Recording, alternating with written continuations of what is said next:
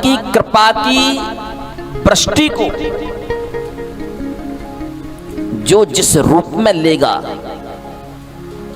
उसे वो उसी रूप में मिलेगी। जैसे मान लो आपकी ताप्ती गंगा है, बह रही है।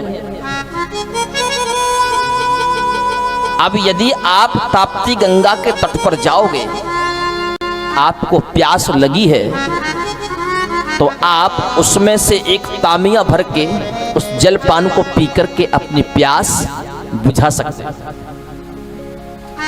अब यदि आपको गर्मी लग रही है, तो आप उसी ताप्ती गंगा के तट पर बैठ करके उस जल से आप स्नान कर सकते हो, अपने शरीर को ठंडक दे सकते हो। अब यदि मान लो आपके खेत में जल की कमी है, तो ताप्ती गंगा में पाइपलाइन डाल करके उस पानी से आप अपने खेत को हरा भरा कर सकते हैं। लेकिन यदि आपको तैरना नहीं आता हो और अपने आप को बाहुबली समझ करके और रेलवे ब्रिज से ताप्ती गंगा में कूद जाओ, तो फिर परिणाम क्या निकलेगा? बचोगे कि मरोगे? मरोगे कि नहीं मरोगे? फिर आपको कोई नहीं बचा सकता। तैरना आता नहीं, उसकी गहराई का पता नहीं, और इतने ऊपर से और गिर गए। वही स्थिति भगवान की है। भक्त बनकर के जाओगे, भगवान की भक्ति करोगे, सनई सनई उनकी भक्ति का रस आपको मिलता रहेगा, आपके अंदर की प्यास बुझती जाएगी। आप कुछ मनोकामना की इच्छा से भगवान का भजन करोगे कि मेरा विवाह हो जाए, मेरे बच्चे हो जाएं, मेरा मकान बन जाए। यदि आपकी भक्ति निष्ठात्मक है तो आपकी ये कामनाएं भी पूरी हो जाएंगी। और रावण की कंस की तरह यदि भगवान के साथ तुम ताल ठोकने लग जाओगे तो फिर क्या होगा? मरना पड़ेगा, कोई बचा नहीं पाएगा। भगवान ना किसी को मारते ना किसी को बचाते। जीव अपने कर्मों से ही अपने जीवन की सुरक्षा प्राप्त करता है और जीव अपने ही कर्मों से अपना नाश कर लेता है। कर्मणा जायते जंतु कर्मणैव विलीयते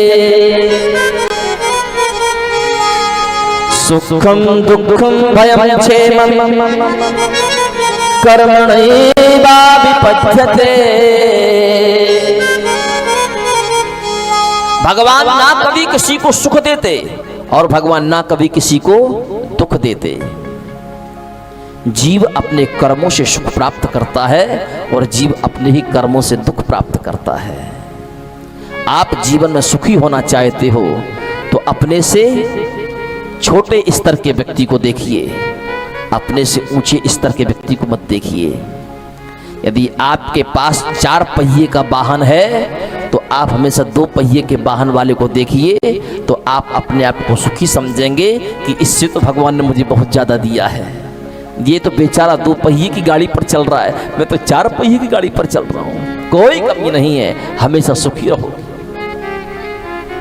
और यदि आपके पास 2 पहिए की गाड़ी है और आप 4 पहिए वाले से अपनी तुलना करने लग जाओगे तो आपके जीवन में उसी दिन से दुख आना प्रारंभ हो जाएगा।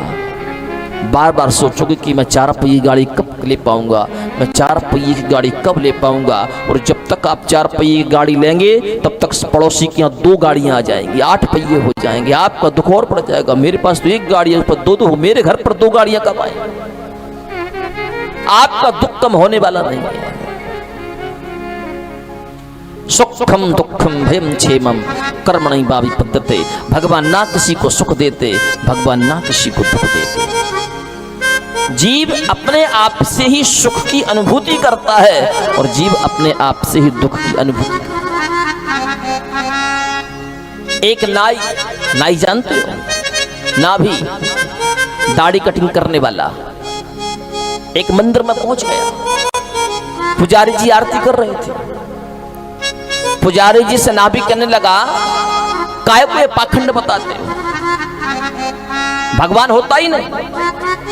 यदि भगवान होता तो दुनिया के लोग इतने दुखी नहीं होते। सुबह सुबह लिए शंख झालर बजाया, मंदिर की आरती करने लगे। काय को समय बर्बाद कर रहे हो?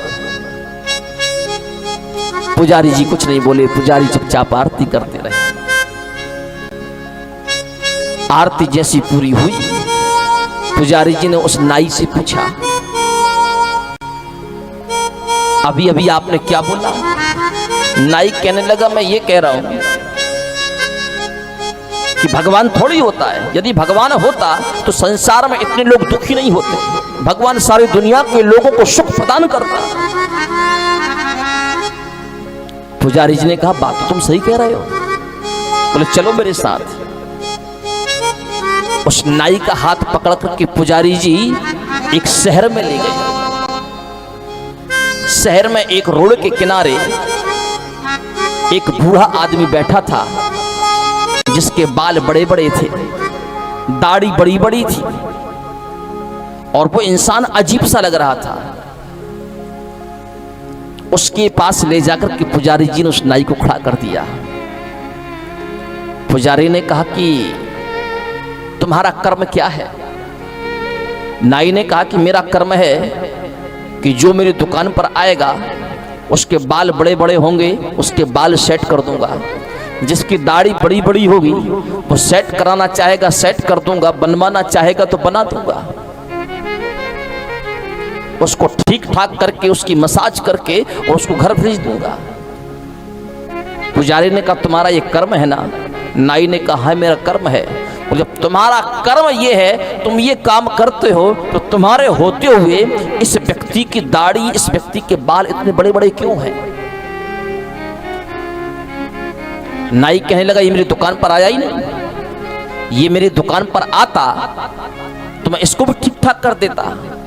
पुजारी ने कहा, बस यही बात है, जो दुनिया के लोग दुख की अवस्था में घूम रहे हैं, वो कभी भगवान के दरबार में आए ही नहीं। यदि वो भगवान के दरबार में आ जाते तो उनके दुख दूर हो जाते। जब भगवान के दरबार से इस भिखारी की तरह, इस वृद्ध आदमी की तरह सड़कों पर पड़े रहेंगे, खाने पीने सोने में जीवन बर्बाद करते रहेंगे, अब यदि वो दुखी रहे तो भगवान का क्या दोष है? कहने का भाव क्या है? आप भगवान से मिलते रहो, कथा के माध्यम से मिलते रहो, सत्संग के माध्यम से मिलते रहो, तीर्थ यात्रा के माध्यम से मिलते रहो, मंदिर में सुबह शाम की आरती के माध्यम से मिलते रहो। कोशिश करो 24 घंटे में एक बार हम भगवान के पास जाएं। यदि हम नौकरी करते हैं, एक महीने में यदि हम जितने दिन अपनी ड्यूटी पर नहीं जाते हैं, उतने दिन का पैसा कटता है। कटता है कि नहीं कटता? तो भगवान ने भी हमको इस संसार में भेजा है। सुबह शाम की हमारी ड्यूटी है। हमारी कॉलोनी में, हमारे शहर में, हमारे नगर में जो भी मंदिर हो, उस मंदिर में जाकर के सुबह शाम कम से कम एक हाजिरी दें कि प्रभु आपने मुझे मनुष्य बना करके भेजा है और मैं अपनी हाजिरी भरने के लिए आपकी चौखट पर आया हूं। सिर्फ इतना भी कह करके यदि तुम वापस आ जाओगे ना, आपका मनुष्य योनि में जन्म लेना सार्थक हो जाएगा।